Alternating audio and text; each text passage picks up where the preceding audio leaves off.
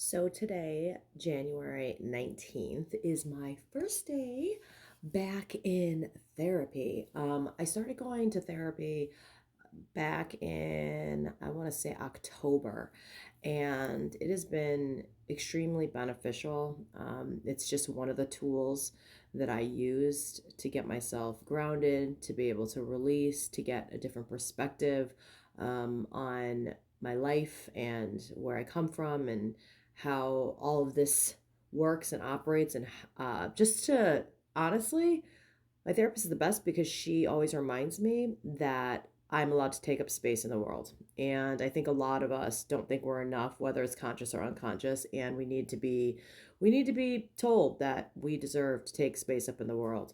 And so I went because I am a spiritual practitioner and I have a lot of tools and resources in my belt when it comes to that space. But they were only working to a certain extent.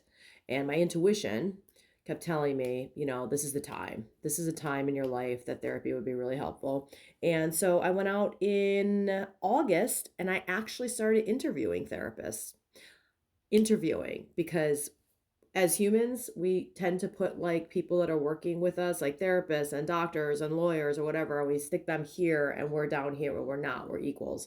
And therapists put on their pants the same way that you do in the morning, and they go through the same things in their lives and their families. I'm, a Reiki practitioner, and people think my life is probably all like spiritually woo woo perfect, and it's not. I don't think anyone's lives are perfect. But they put their pants on the same way that you do. So I'm paying money, right? Like I'm paying for a service. And just like I would expect someone to ask me a lot of questions about what it is that I'm offering in my services and how I can help create whether short term or long term results or change, I often tell people that if you're going to look into therapy, a couple of things that will scare people about therapy is that first of all the cost of it, and then having to meet somebody who's a total complete stranger that you're going to air out all of your personal stuff to, and it can be very intimidating. And if you go to the first person that you find on Google without really talking to them and kind of getting a feel for their styles, for their personality or whatever it is, you can start going. And most people don't want to go to therapy. But if you're uncomfortable and you don't like the person, or you don't jive, or you don't vibe with the person, then you will possibly quit. And then having to go through the whole process again of trying to find another therapist, retelling your story, the money end of it, all of it is just like exhausting and again, very intimidating and can be a little depressing. So I highly recommend therapy because I was very resentful that I had to go. There were some things that happened in my life that I had no control over, circumstances that were really digging up a bunch of stuff from my past. And it was really having an effect on me. Like, it was basically bringing out like complex post-traumatic stress disorder for me. And it was really affecting me in so many different ways. So that's what led me to go to therapy. And so when I went to therapy, I wasn't happy being there. I was very honest with my therapist. I was like, hey, you know what? I resent being here. I would like be like, looking to the universe to be like, listen, is this really what I need to be doing? Like, send me a sign.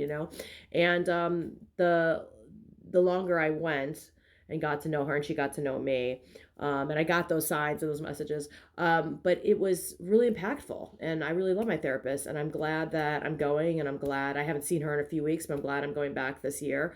I'm glad I took the time to kind of put a list together of therapists, and I took the time. It took me like a month to actually find a therapist because I took the time to actually sit and ask the therapist questions and get to know them before I made a decision, because they're working for you. They work for you. You pay them.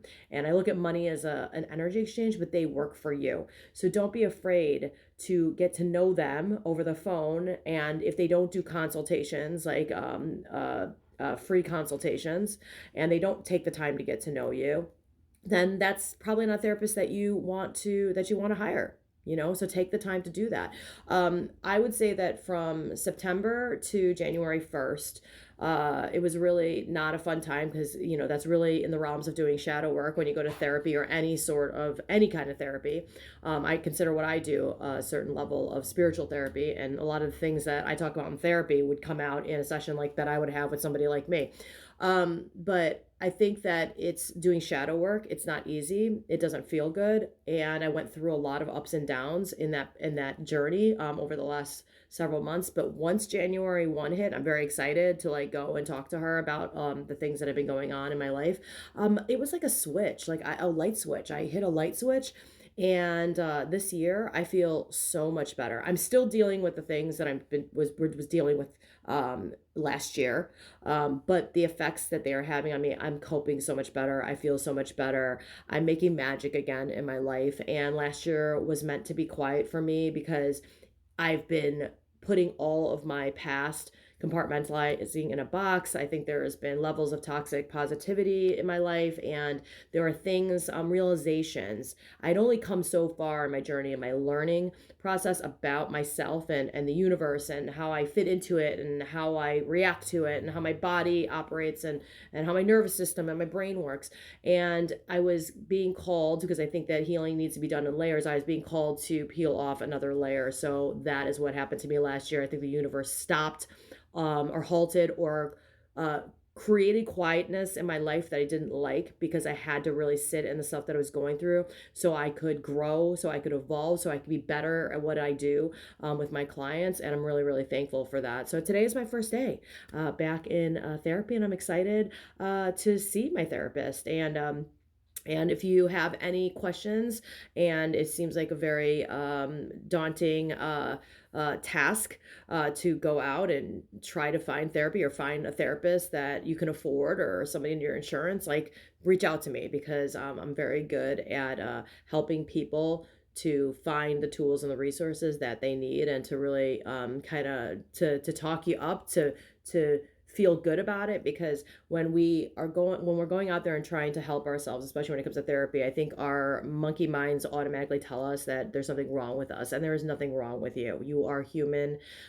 We all go through things. And just from a neurobiology perspective, you can look at it from a physical and the energetic side of things, like on like what I work with on the energy side of chakras and your energy systems, the things that you can't see, but then you have the things that are tangible, like your brain and again your nervous system and all of that, and how everything operates together. There's a lot of programming there. Like there are things that we have to address, and things that we have to release, and things that we have to use in order to get our systems back into what they call regulation. Like a lot of my life, my whole system, like invisible and physical, has been in dysregulation because of the severe like trauma and abuse and neglect I went through as a kid. So don't be afraid of that. And if you need any help, let me know. Have a great day, guys. I hope you had a great week.